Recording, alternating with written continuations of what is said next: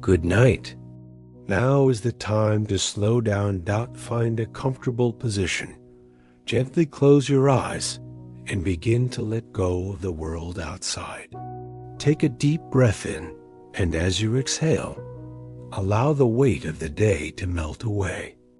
Once more, inhale calm and exhale tension. That's it. Feel the support beneath you. There's nothing else you need to do right now. You are safe. You are peaceful. This is your time, your quiet refuge. As your body relaxes, let your mind begin to drift. We are about to embark on a timeless journey across distant seas and secret destinies. A story of hope, justice, and transformation. Let the words wrap gently around you. Allow each scene to unfold behind your closed eyes, and let the tale of the Count of Monte Cristo carry your imagination as you rest softly between the world you know and the one you're about to discover. The Count of Monte Cristo got the port of Marseille buzzed with the joyful energy of a cheerful crowd. Palm trees swayed in the gentle breeze, and the turquoise waters of the Mediterranean sparkled even more brightly than usual. On the horizon, a ship was gradually making its way toward the harbor, a ship long awaited by the eager crowd. There, faces lit with excitement and smiles. It was the Pharaon, returning after a long voyage at sea, and its owner, Monsieur Morel, was overjoyed to see it arrive safely home. The ship docked. Morel admired its beauty, the sleek wooden trim, the tall, sturdy mast gleaming under the pale blue sky, and the soft rhythm of the hull rocking gently with the waves. But Morel was unprepared for the news that awaited him. The Pharaon's journey had not been as smooth or joyous as the bright Mediterranean morning might suggest. Edmond Dantès was the first to step ashore. Removing his hat, he approached Morel with a grave expression and shared the tragic news. The ship's original captain had fallen ill and died during the voyage, leaving young Dantès to take command. Morel was deeply impressed, not only with how skillfully Dantès had led the crew, but also with the calm, respectful way he delivered the somber message. At just 19 years old, Dantès already showed more leadership than many seasoned men Morel had known. However, not everyone shared in that admiration. Danglars, the ship's purser and the man in charge of its financial affairs, was consumed by envy. Watching Dantès receive so much praise made his resentment boil. He quickly informed Morel that Dantès had insisted on stopping at the island of Elba, a detour that had cost them precious time. Morel, surprised, questioned Dantès about the accusation, only to hear the young man calmly explain the truth. The stop at Elba had been at the dying captain's request. His final wish was to deliver a letter to General Bertrand, the exiled Grand Marshal who had once served under Napoleon Bonaparte. Morel, moved by Dance's integrity and devotion to duty, decided to reward him. He officially named Dantès the new captain of the Pharaon. Overcome with emotion, Dantès was thrilled by the honor. But Danglars, still standing near the ships, rail fumed with jealousy and rage. After so long at sea, Dantès rushed home to share the good news with his father. But what he found shocked him. His father looked frail and worn. Although Dantès had left him money, a tailor named Caderousse had come to collect a debt, leaving the old man with barely enough to survive. Instead of becoming angry, Dantès offered his father gold from his promotion and told him he could now buy anything he needed. Just moments later, Caderousse himself appeared. Dantès welcomed him kindly, and Caderousse offered his congratulations, but with a warning. Fortune is fickle. He claimed that Mercedes, the woman Dantès loved deeply, had been seen with another man.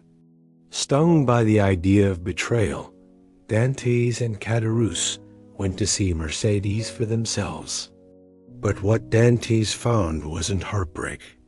It was love.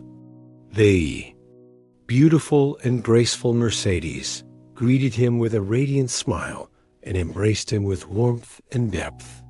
Her cousin, Fernand Mondego, watched bitterly from a distance. He had tried for years to win her heart, but he was no match for Dantès. The love between Mercedes and Dantès was undeniable. Later that evening, the group gathered for drinks. While Danglars and Caderousse tried to stir up Fernand's jealousy, Dantès and Mercedes sat together, lost in each other's gaze. Every glance, every smile between them only deepened their love. By the end of the dinner, the couple had an exciting announcement. They would be married the very next day. Dantès had one last duty to fulfill before the wedding. He needed to travel to Paris to deliver something as part of the captain's final wishes. He chose not to reveal the details, but he didn't need to. Danglars, consumed by jealousy, began weaving a dark story in his mind. He suspected that Dantès was carrying a letter given to him on Elba, perhaps a letter from supporters of Napoleon, a piece of a larger plot to overthrow the French government. Hatred is a dangerous seed, and Danglars was ready to let it grow. The thought of the letter gave him the spark he needed to set his plan in motion, one that would change Dance's life forever. Dantès and Mercedes said their goodnights, wrapped in candlelight and affection. Three men sat at a table nearby, their frustration growing. After much discussion, Danglars took up a pen and wrote a letter to the public prosecutor. In it, he claimed that Dantès was delivering a message from Napoleon's followers in Elba to all eyes in Paris. Caderousse, uneasy with the scheme, stood up and left the table. He didn't want to ruin Dance's life. But once he was gone, Fernand, driven by jealousy, took the letter and sent it off.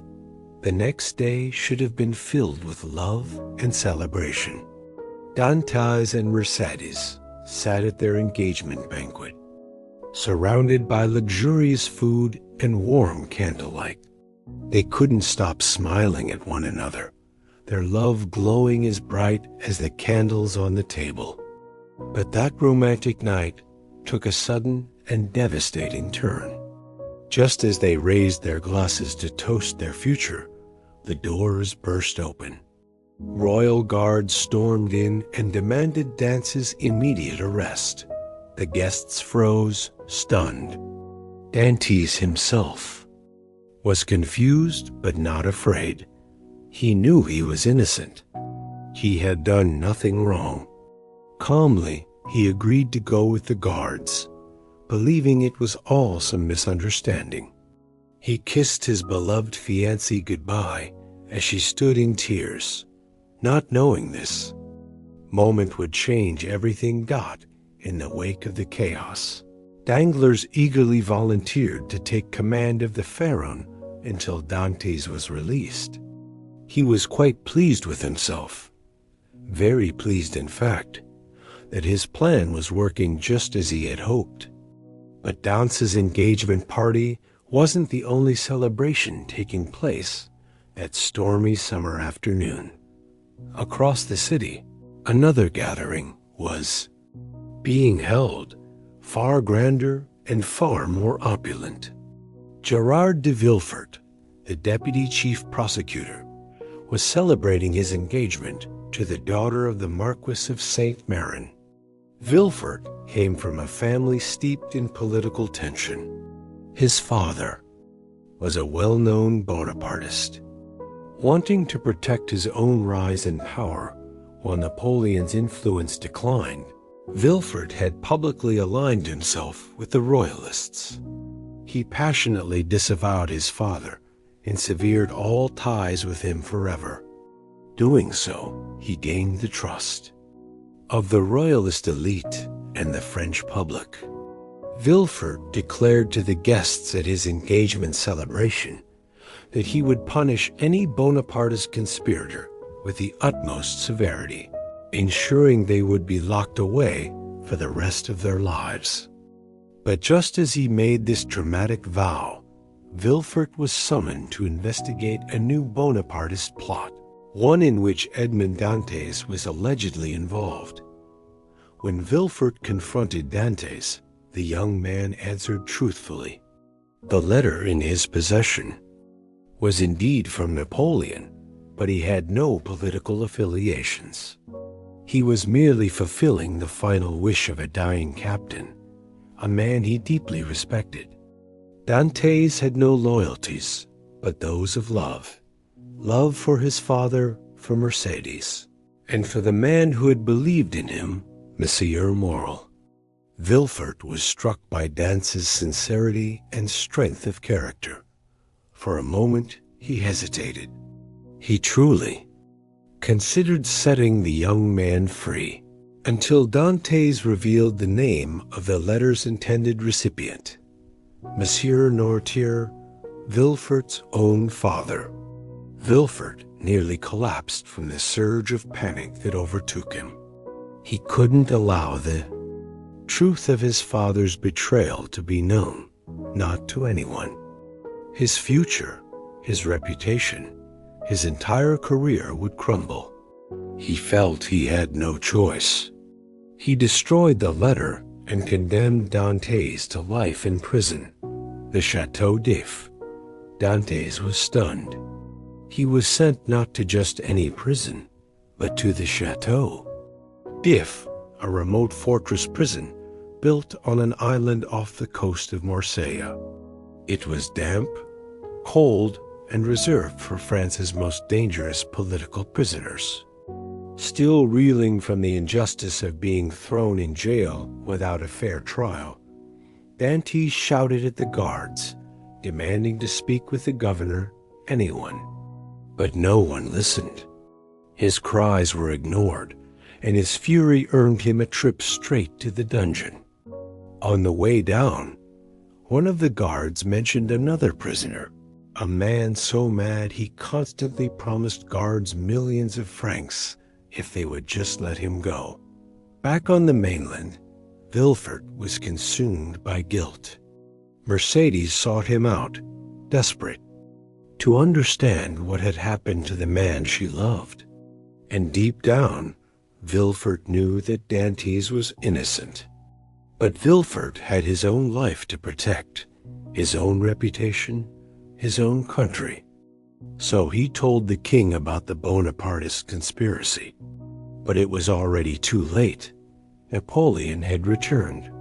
Though Villefort's news was delayed, the king appreciated his loyalty and commended him for his service.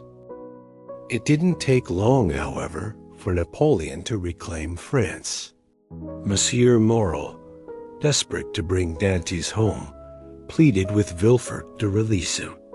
Bonapartism was no longer a crime, after all, but Villefort couldn't take the risk. He feared that Dantès would expose the truth. He feared the young man's revenge.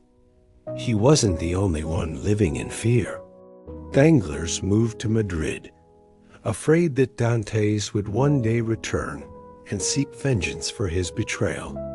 And Mercédès was devastated by the loss of the man she loved. In her grief, she found comfort in Fernand, who slowly gained her trust and, eventually, her hand in marriage, all while hiding the cruel truth that he had helped orchestrate Dance's downfall. Napoleon's second reign lasted only 100 days before. He was deposed once again, but still, Dantès remained locked away in his island prison, the flicker of hope. For the first 6 dark years of his imprisonment, Dantès spent hours speaking to God. His prayers brought him small glimmers of light in the deep shadows of his total isolation. His yearning to sail again, to be with his beloved Mercedes. But over time, even prayer wasn't enough. Dantès grew too weak to eat. He was consumed by hopelessness and despair. Then, just as he was about to lose all faith, he awoke one night to a faint scratching sound in the wall of his cell. Startled, he began digging toward the sound. For hours, he followed the scratching on the other side, until at last a small hole broke through the stone, and light poured in. From the other side emerged his neighbor, Abbé Faria, known throughout the prison as the Mad Priest. Faria had been imprisoned for his political beliefs, locked away in the Chateau d'If for many years. Dantès was overwhelmed with joy to finally have a companion after so long alone. But Faria was far less thrilled. He had spent weeks digging that tunnel, believing it would lead him to freedom. Despite what the guards had told him, Dantès quickly realized that Faria was far from mad. His cell was filled with ink, paper, pens, lamps, and various tools he had fashioned from scraps. The two men exchanged their life stories by the flickering light of a candle. And when Dantès finished telling Faria of his misfortunes, the wise old priest began to piece everything together. He told Dantès with chilling certainty that he had been framed by Danglars and Fernand. And then, with a heavy heart, Faria revealed something even more shocking. The man to whom the letter had been addressed, Noirtier, was none other than Villefort's father. The plot against him had become unmistakably clear. Dantès no longer felt sick with sorrow. Instead, he was driven by a deep, burning desire for revenge. For several years, Dantès and Faria worked side by side. Faria taught Dantès everything. He knew languages, mathematics, history, philosophy. When they weren't deep in study, they were carefully crafting their escape plan. But just as they were ready to put their plan into motion, Faria suffered a stroke that left him paralyzed. Unable to leave, he asked Dantès to stay with him, and Dantès vowed he would never leave Faria's side as long as he lived. It became clear that Faria's end was near. He revealed to Dantès a secret treasure buried on the island of Monte Cristo long ago. The treasure had been hidden by the Spada family, nobles whom Faria had once served. All that remained of the Spada legacy had been left to Faria, and now he was leaving it to Dantès, who had become like a son to him during their years of captivity. Faria handed Dantès a piece of parchment detailing the treasure's location. Not long after, he passed away peacefully in his sleep. Devastated by the loss, but still determined to escape, Dantès hid inside the burial sack meant for Faria's body. That night, he was thrown into the sea, armed with a small knife he had hidden. Dantès cut himself free from the sack and swam toward freedom. He made his way to a nearby island, one he remembered being uninhabited from his days at sea. As he dragged himself onto the sand, every part of his body aching, a wave of relief washed over him. He looked up at the night sky, feeling as if he were breathing for the first time in nearly 10 years. The water around his legs, the cool wind on his skin, the stars overhead, it was all overwhelming in its beauty. Dantès needed to leave the island, and fortune smiled on him. A nearby smuggling ship picked him up, and he told the crew he was the sole survivor of a shipwreck days earlier. He worked with the smugglers for some time, earning their respect as a hardworking and loyal sailor. Eventually, the ship anchored near the island of Monte Cristo for the night, and Dantès saw his chance. He faked an injury, insisting they leave him behind and return in a week. With the crew gone, Dantès searched the island. He dug at the spot marked on the map, and there he uncovered a treasure greater than he could have ever imagined. Gold and diamonds sparkled in the sunlight, more brilliant than anything he had ever seen. Overcome with emotion, Dantès fell to his knees and thanked God for the journey that had led him there. When the crew returned, he boarded the ship with a few carefully hidden diamonds. Once back at port, he sold some of them to buy his own yacht, then returned to Monte Cristo to retrieve the rest of the treasure. As a gesture of gratitude, he gifted Jacopo, a kind smuggler, a ship and crew of his own. Now, more determined than ever to seek justice, Dantès disguised himself as an Italian priest and visited Caderousse. He and his ailing wife were living in misery, and Dantès was struck by their condition. Pretending to be the executor of Dantès' estate, he told Caderousse that Dantès had inherited a fortune during his imprisonment and wished it to be shared among his father, Caderousse, Danglars, Fernand, and Mercedes. Greedy for the money, Caderousse confessed the truth behind the plot, though Dantès already knew it from Faria's deductions. In tears, Caderousse admitted that he had been haunted by guilt ever since Dantès was imprisoned. He had wanted to help free his friend, but had felt powerless. Dantès was moved. It was clear Caderousse had been consumed by regret. In a rare act of mercy, Dantès gave him a diamond, declaring that he had been Dantès' only true friend.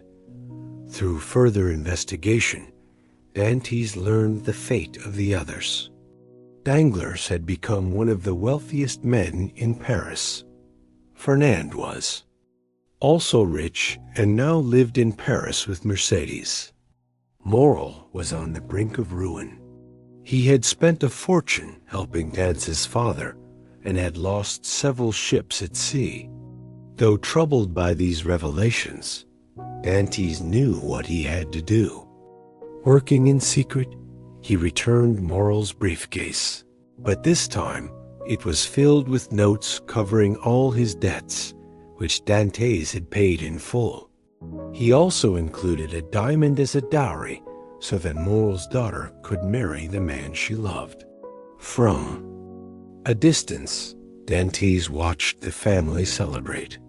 He felt deeply satisfied to have rewarded a man who had once shown him such kindness. Over the next 10 years, Dantès enjoyed his wealth and meticulously crafted his plan for revenge. He purchased the island of Monte Cristo, assumed the noble title of Count, and began the next phase of his life as the Count of Monte Cristo. He began by meeting Albert, the son of Fernand and Mercedes. Albert was engaged to Danglars' wealthy daughter, though the match seemed far from happy. Dantès bought a home just outside Paris, wanting to stay close to the lives of those who had betrayed him and their children. He also purchased a Greek slave named Haydée, whom he immediately freed, believing no one should be enslaved.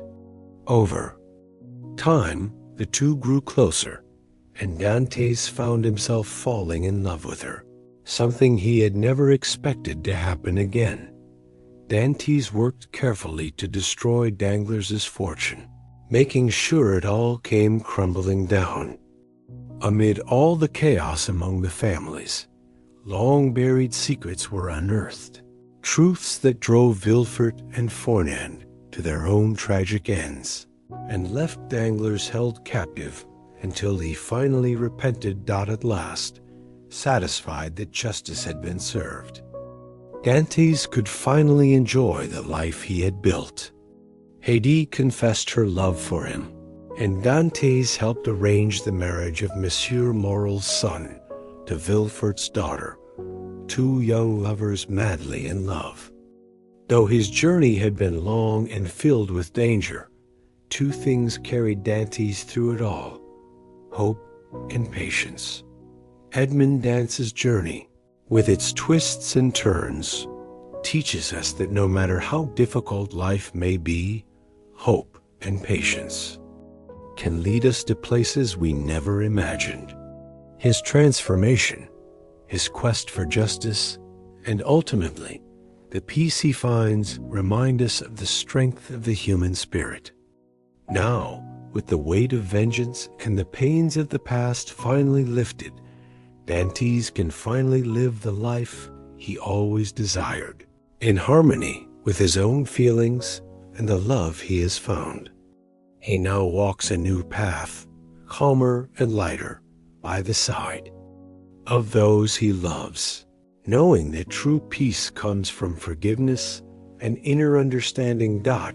If this story of the Count of Monte Cristo touched your heart and brought a little peace to your day, don't forget to like this video and subscribe to the channel for more relaxing stories like this.